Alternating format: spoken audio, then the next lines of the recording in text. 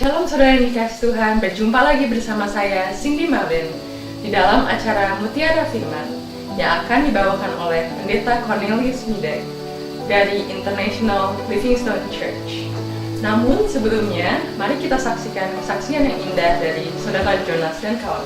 Hai, seperti tadi Adik Cindy sudah bilang nama saya Jonas dan saya akan berikan satu kesaksian yang sangat singkat, tapi bersama ini saya ada dengan teman-teman yang dari luar negara. How about I just introduce them? And the first one is My name is Bruce. I'm here visiting my friend Cindy in California for 2 weeks. And I brought my other friend Rudy too. So you can introduce him. I'm Rudy. We're from the Netherlands, Europe. We just visiting California. It's very nice here. Nice weather also. You know Cindy, but I'm going to be visiting her. So yeah, we're here for fun. So yes, this is a special day in Holland. I've been in Holland many years ago. Anyway, what you say when you say it's nice to meet you or something like in Holland? leuk om je te ontmoeten. Oh, yeah, that's what he said. So I couldn't say it, but that's yeah. Well, senang sekali saya pikir bahwa this is just a very special day because I know you guys in here is brought by God. It's not like you plan or our plan, but it's already been God's plan, right? You like to hear my story about how God is really, yeah. Anyway, when I was young, I always dream about to have a family, right? Like having a girlfriend, having a family. That's what my parents planned. But since I grew up, I know something is different in me. Short story. Finally, I'm involved with so many wrong relationships. It's not with a woman, but with a man. So I'm so deeply in falling in that kind of life. But the more I'm looking for love, the more I'm looking for the father figure to fulfill my heart, to make me a special person. Instead looking for God, but I'm looking for man. So I'm become obsessed with good-looking man. You know, if I see some gorgeous guy, I always like, wow. Instead the girls like Cindy is so beautiful, but I couldn't say like Cindy or I mean I can say she's so beautiful, but not kind of like for the girlfriend stuff. Yeah. So I asking God, why is happened to me?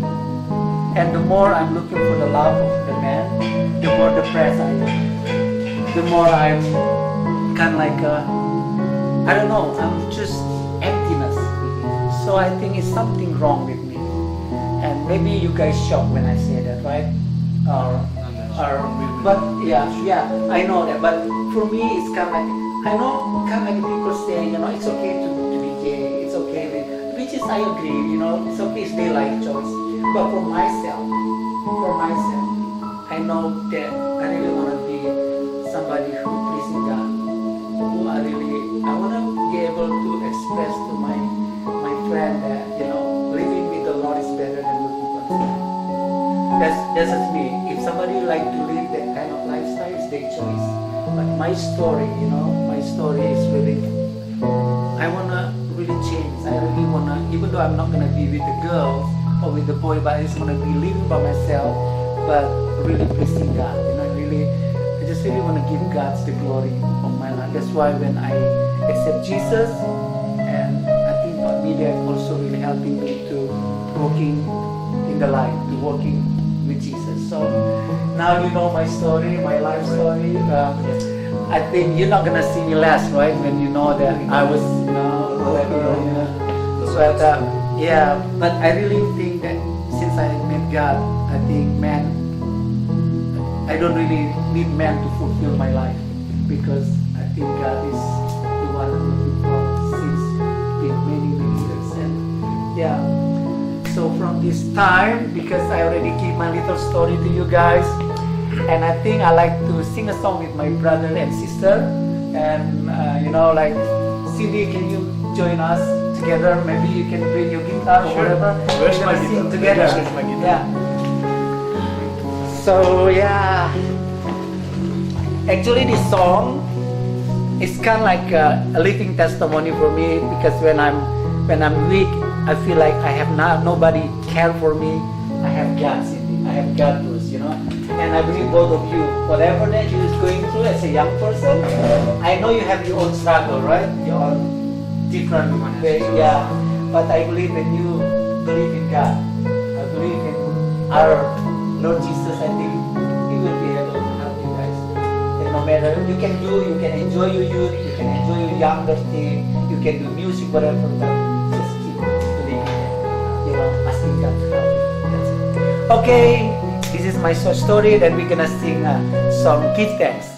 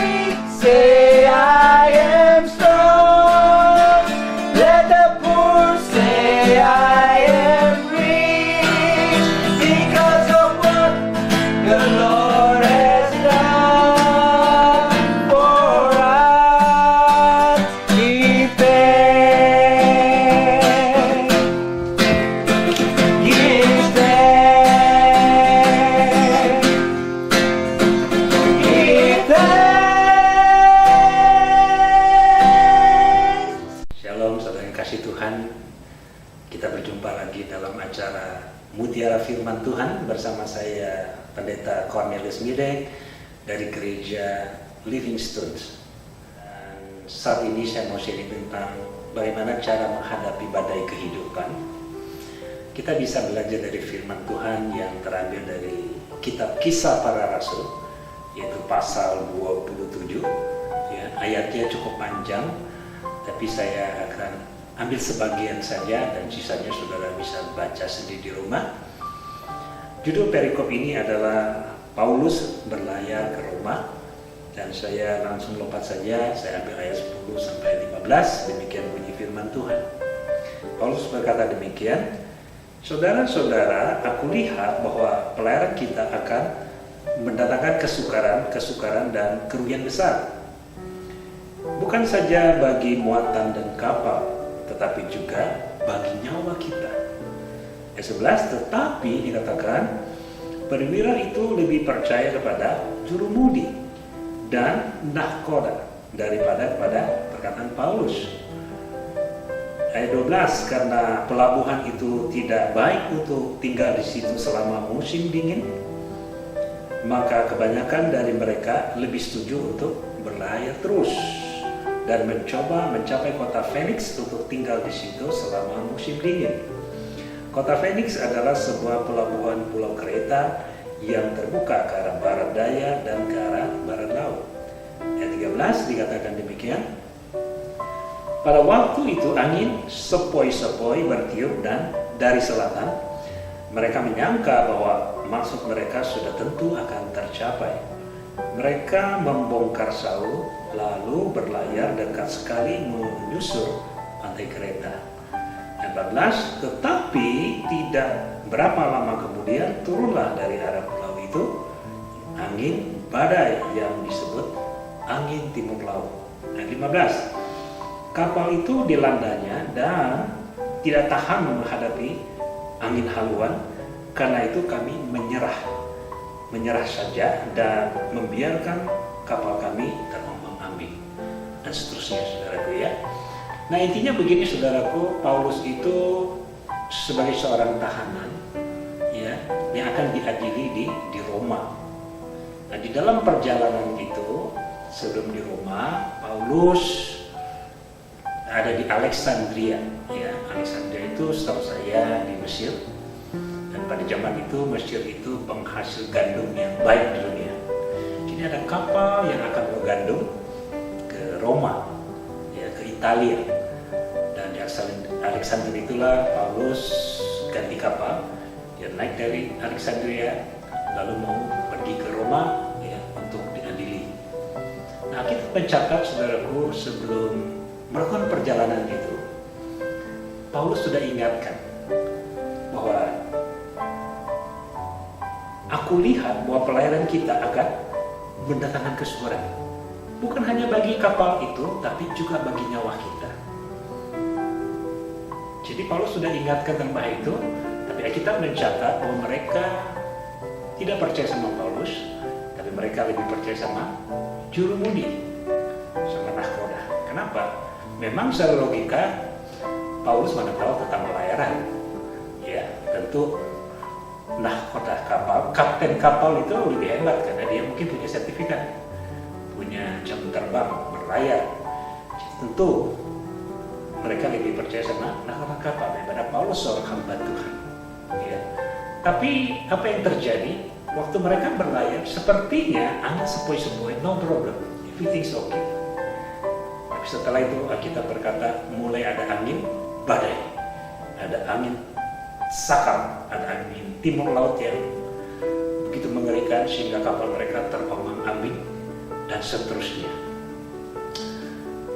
Nah, apa yang kita dapat belajar dari kisah ini, saudaraku? Yang pertama saya sampaikan bahwa hidup kita ini seperti ini. Ya, kapal itu gambaran bahtera kehidupan kita, dan berlayar itu bicara perjalanan hidup manusia, dan laut itu bicara lingkungan di mana kita hidup. Betul? Persoalannya dari mana datangnya badai kehidupan kita? Yang saya tahu paling nggak ada 3 hal, saudara. Yang pertama, badai kehidupan itu bisa datang dari iblis, ya, seperti Ayub. Ayub orang saleh, orang yang baik, ya, tapi Tuhan izinkan iblis datang memberi badai kehidupan yang sangat mengerikan bagi Ayub. Ya, tapi kita bersyukur Ayub orang saleh, ya, sehingga dia bisa atasi persoalan itu, ya, dengan baik. Yang kedua, saudaraku, badai kehidupan bisa datang bukan dari iblis, tapi dari orang lain yang iri sama saudara, yang pengen menghancurkan hidup saudara. Ya, di dalam kitab kita ambil contoh misalnya Yusuf. Yusuf anak yang baik, ya, bapaknya nggak pilih kasih sebetulnya, ya, tapi sayang kakak-kakaknya Yusuf inilah yang iri, yang mendatangkan badai kehidupan bagi Yusuf, ya, sampai dia dijual, masuk penjara. Nah, yang ketiga, saudaraku, adalah badai kehidupan itu bisa datang bukan dari iblis, bukan dari orang lain, tapi dari diri kita sendiri.